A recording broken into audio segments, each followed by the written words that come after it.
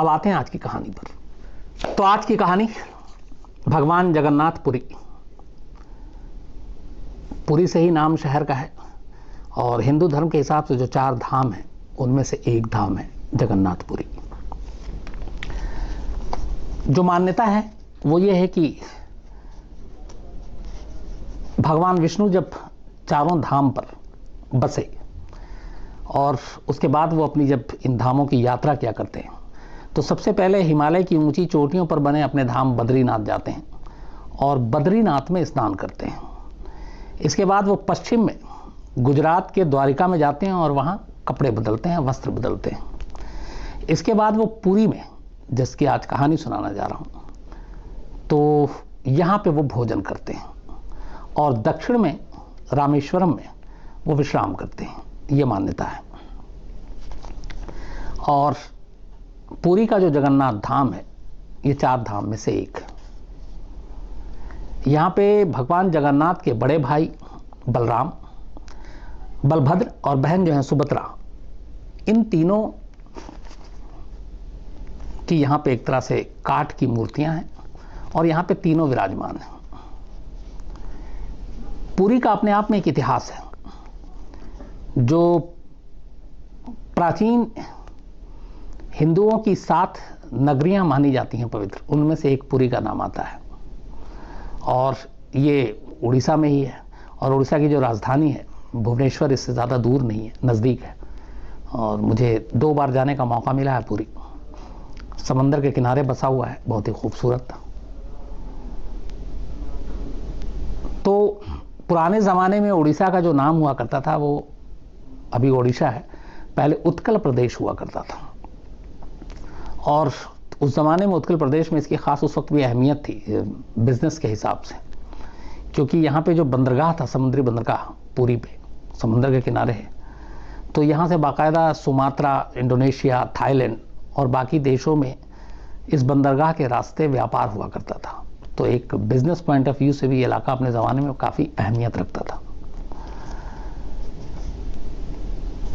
इसके अलावा इस अलग अलग नाम और भी रहे। कभी इसे श्री क्षेत्र कहा गया, कभी श्री पुरुषोत्तम क्षेत्र कहा गया, कभी शाक क्षेत्र, कभी नीलांचल, नीलगिरी और फिर जगन्नाथपुरी। जगन्नाथपुरी की रथ यात्रा जो हर साल निकलती है इसी जुलाई और अगस्त में शायद, तो वो हम सब जानते हैं, टीवी पे भी आता है, लाइव भी आता है और इसमें लाखों भक्त होते हैं। तो ये अपने आप में एक सालाना एक उत्सव जैसा होता है और देश ही नहीं दुनिया से लोग आते हैं सिर्फ उस रथ यात्रा को खींचने के लिए। भक्तों में होड़ लगी होती है।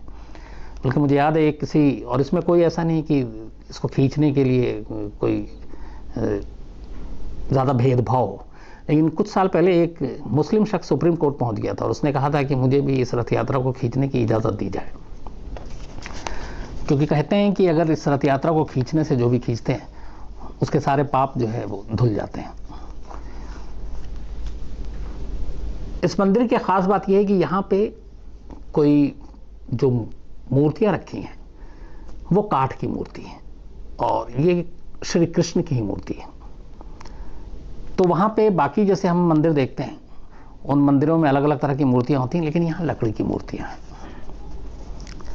अब इसको लेके तमाम बहुत सारे रहस्य हैं जिनके ऊपर मैंने रिसर्च किया, बात की, अपने जो पुरी में बहुत सारे रिपोर्टर रहे उनसे बात की, कुछ धार्मिक विद्वानों से बात की और उन चीज़ों को बात करके जो पॉइंटर लेकर आया हूँ, जो खास रहस्य हैं, वो आपके सामने रखता हूँ। एक मान्यता ये है कि जब भगवान कृष्ण ने अपना देह त्याग किया तो उनका अंतिम संस्कार किया गया, तो उनका बाकी शरीर तो 5 तत्व में मिल गया, लेकिन उनका हृदय जो है, दिल, वो बिल्कुल सामान्य और जिंदा रहा और एक जिंदा आदमी की तरह ही धड़क रहा था और वो बिल्कुल सुरक्षित महफूज था। और कहते हैं कि उनका हृदय आज भी सुरक्षित है। ये एक मान्यता है। जो भगवान जगन्नाथ की ये जो काठ की मूर्ति है, जो लकड़ी की मूर्ति है, उसके अंदर है और उसी तरीके से ये धड़कता है। ये आस्था है, लोगों की मान्यता, इससे जुड़ी हुई भगवान जगन्नाथपुरी के मंदिर से एक ये। लेकिन अब सवाल इसमें ये आता है कि ऐसी चीज है तो इसके बारे में ज़्यादा जानकारी लोगों के पास क्यों नहीं है? वो आगे मैंने भी ये सवाल पूछा, उसके जवाब मिले। श्री कृष्ण को हमेशा कलयुग का भगवान भी कहते हैं, क्योंकि तभी वो आए। हर 12 साल में, जो अब सवाल का जवाब है वो ये है कि जगन्नाथपुरी के इस मंदिर में ये जो मूर्तियां हैं तीनों, जगन्नाथ की, स्वामी की, उनकी बहन सुभद्रा और भाई बलराम की, इन मूर्तियों को बदला जाता है। 12 साल के बाद पुरानी मूर्तियों को हटाकर नई मूर्तियां स्थापित की जाती हैं। लेकिन कायदे से जब ये चीजें होती हैं, हर 12 साल में ये होता है, तो 2-3 चीजें बड़ी आम है वहां पर। एक, जब भी ये मूर्तियां पुरानी से नई बदली जाती हैं, पूरे शहर को ब्लैकआउट कर दिया जाता है, पूरी को, यानी कि बिजली की लाइनें काट दी जाती हैं। और जगन्नाथपुरी के इस मंदिर की जगह पर पूरी तरह से अंधेरा होता है, कुछ दिखाई नहीं देता। कहते हैं कि जब अंधेरा पूरी तरह से हो जाता है, उसके बाद जब ये मूर्तियां बदलने की कवायद शुरू होती है हर 12 साल में, तो इस अंधेरे से पहले इस मंदिर के आसपास की सुरक्षा व्यवस्था सीआरपीएफ के हवाले कर दी जाती है, सेंट्रल रिजर्व पुलिस फोर्स, और वो इस पूरे मंदिर को अपने कब्जे में ले लेते हैं। किसी का भी प्रवेश, किसी का आना जाना पूरी तरह से रोक होता है जब ये मूर्तियां बदली जाती हैं, पुरानी से नहीं की जाती हैं। अंधेरा होने के बाद, सीआरपीएफ की सुरक्षा के बाद, कोई अब मंदिर में जा नहीं सकता, सिवाय उस पुजारी के जिसे इस पुरानी मूर्ति को नई मूर्ति में बदलना है। लेकिन उस पुजारी को भी यूं ही मंदिर के अंदर नहीं जाने दिया जाता। एक तो पूरी तरह से अंधेरा, घुप अंधेरा, उसके अलावा उसके हाथों पे दस्ताने पहनाए जाते हैं।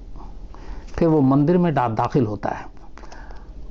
अंधेरा होने के बावजूद उस पुजारी की आंखों पे पट्टी भी बांधी जाती है ताकि उसे कोई दिखाई न दे।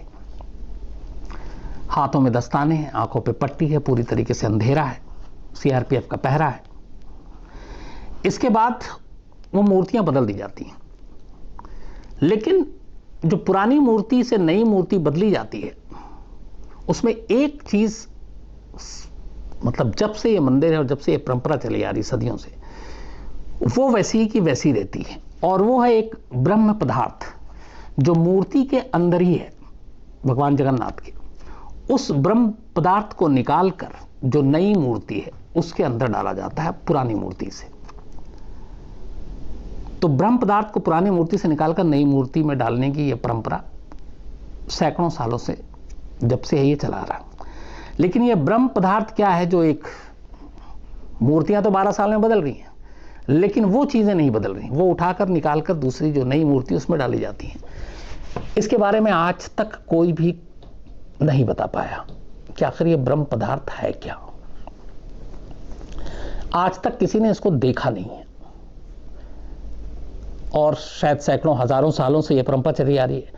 यानी कि यह ब्रह्म पदार्थ हर 12 साल में पुरानी मूर्ति से नई मूर्ति में ट्रांसफर कर दिया जाता है। लेकिन जो पुजारी इसको ट्रांसफर करता है उसे भी नहीं मालूम कि ये चीज है क्या। ये इस मंदिर और इसकी मूर्ति से जुड़ा हुआ ये अब तक का शायद सबसे बड़ा रहस्य है। हालांकि इसके बारे में, ब्रह्म पदार्थ के बारे में एक ये मान्यता है कि अगर इसे किसी ने देख लिया तो उसकी फौरन मौत हो जाएगी,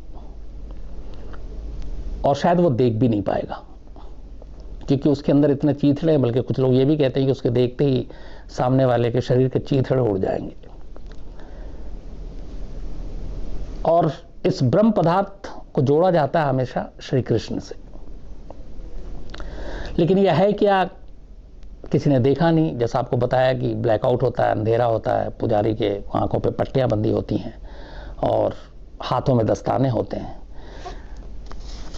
कुछ पुजारियों से लोगों ने बातचीत करने की कोशिश की थी, जो इस परंपरा का निर्वाह करते आए, यानी कि 12 साल में उस मूर्ति से, पुरानी मूर्ति से नई मूर्ति में ये ब्रह्म पदार्थ डालते आए हैं कि आखिर ये है कि आप जाते हैं, लेकिन आंखों पे पट्टी है, दिखाई नहीं दिया, ठीक है, हाथों में दस्ताने है, लेकिन कुछ तो महसूस हुआ होगा।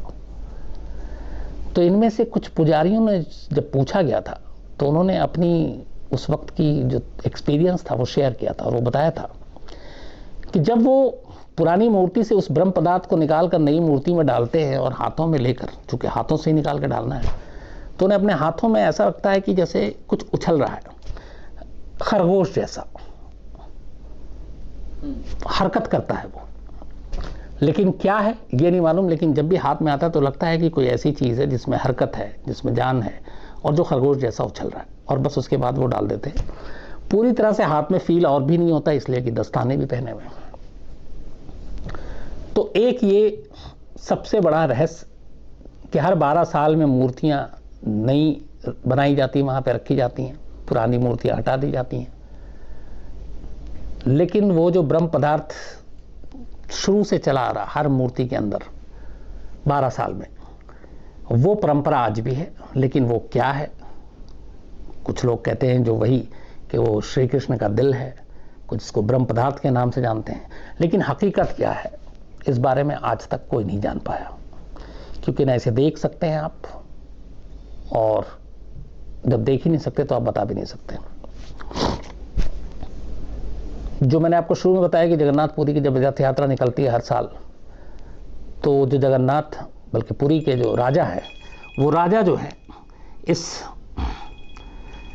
मंदिर से जब ये रथ यात्रा निकलती है तो उसके बाद से बाकायदा सोने के झाड़ू से, उसको सोने के झाड़ू से इस रथ यात्रा को जब निकाला जाता है तो वो सोने का झाड़ू लगाते हैं। और ये चीज़ें हमेशा हर साल हम लोग टीवी पे भी देखते हैं। तो खुद झाड़ू लगाने के लिए पुरी के राजा आते हैं। इसके अलावा इस मंदिर से जुड़े हुए कुछ और अजीब रहस्य हैं। एक रहस्य ये है कि ये चूंकि एक समुद्र के किनारे है, ये पुरी, आप में से बहुत सारे लोगों ने देखा होगा, तो इस मंदिर में एक सिंह द्वार है।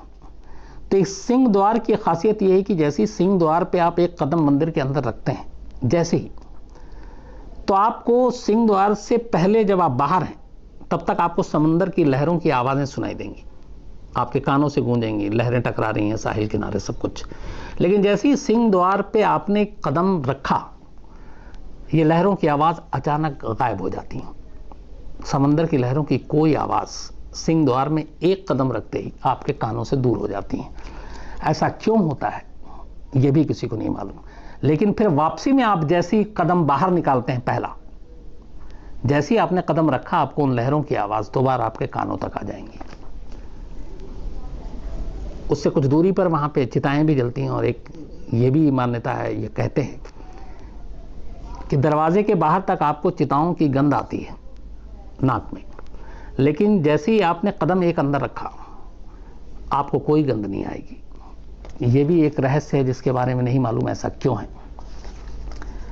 एक और अजीब चीज़ है, वैसे मैंने ये खुद देखा, जितने भी देश में मंदिर हो, मस्जिद हो, दरगाह हो, वहाँ पे पक्षियाँ, चिड़िया, परिंदे हमेशा उड़ते रहते हैं, बल्कि बैठते भी हैं।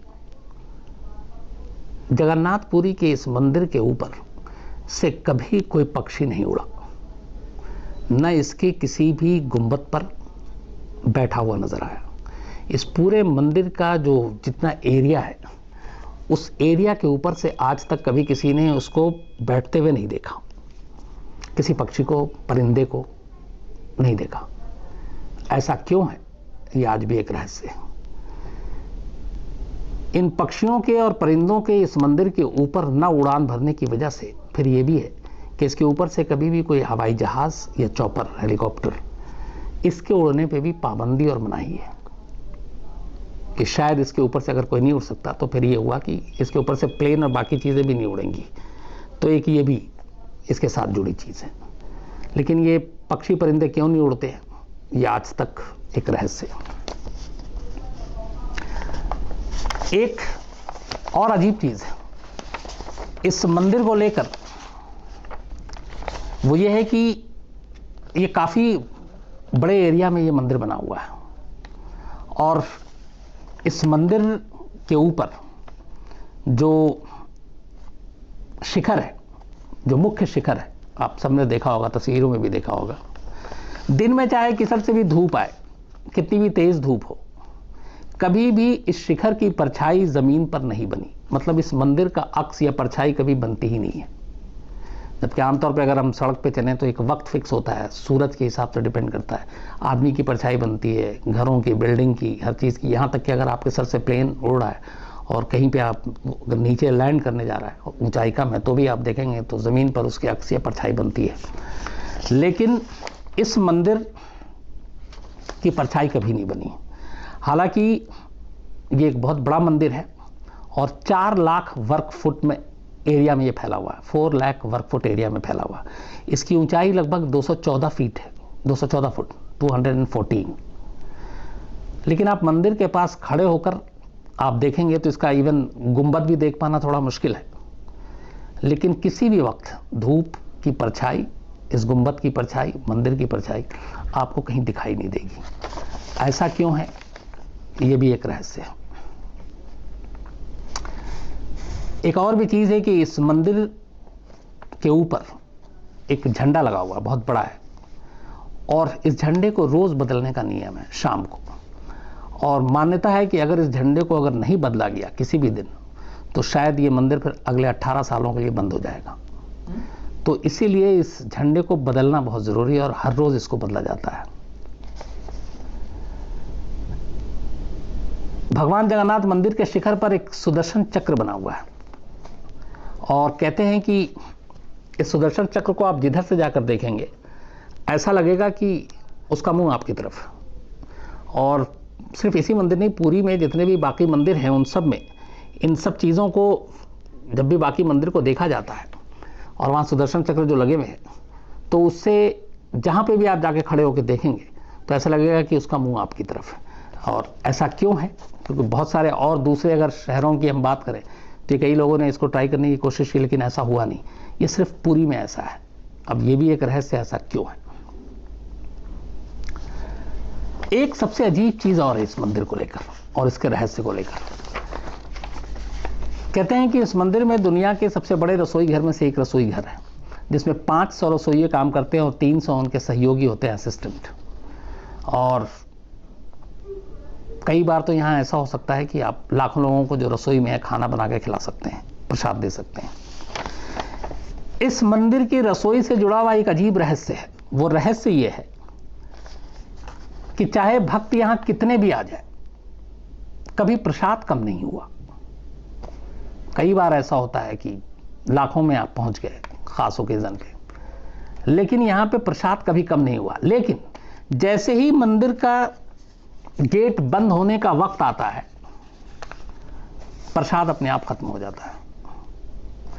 मतलब कभी भक्तों के लिए प्रसाद कम नहीं हुआ, लेकिन जैसे ही गेट बंद होने का वक्त आया, प्रसाद अपने आप खत्म हो जाता है। और प्रसाद यहाँ कभी भी व्यर्थ नहीं गया, बर्बाद नहीं गया। यह ऐसा क्यों है, यह भी नहीं मालूम। इसी प्रसाद और मंदिर से जुड़ी हुई एक दूसरी चीज और है, वो ये है कि यहाँ जो प्रसाद बनता है वो लकड़ी के चूल्हे पे बनता है और 7 बर्तनों में बनता है जगन्नाथपुरी के इस मंदिर में। तो लकड़ी के चूल्हे पे एक एक करके 7 बर्तन एक साथ रखे जाते हैं, जो बड़े बड़े बर्तन हैं जिसमें प्रसाद बनता है। लेकिन हैरत अंगेज तौर पर सबसे पहला जो प्रसाद पककर या बनकर तैयार होता है, वो सबसे जो ऊपर बर्तन रखा हुआ होता है वो रेडी होता है। मतलब चूल्हा नीचे है, पहला बर्तन, उसके बाद दूसरा, तीसरा, चौथा, 7वां, लेकिन पहला प्रसाद तैयार होता है जो सबसे ऊपर बर्तन रखा हुआ 7वां, उसके बाद छठा, फिर 5वां, फिर चौथा, फिर तीसरा, फिर दूसरा, उल्टा। तो ये ऐसा क्यों है, ये भी नहीं मालूम कि इसके पीछे की कहानी क्या है।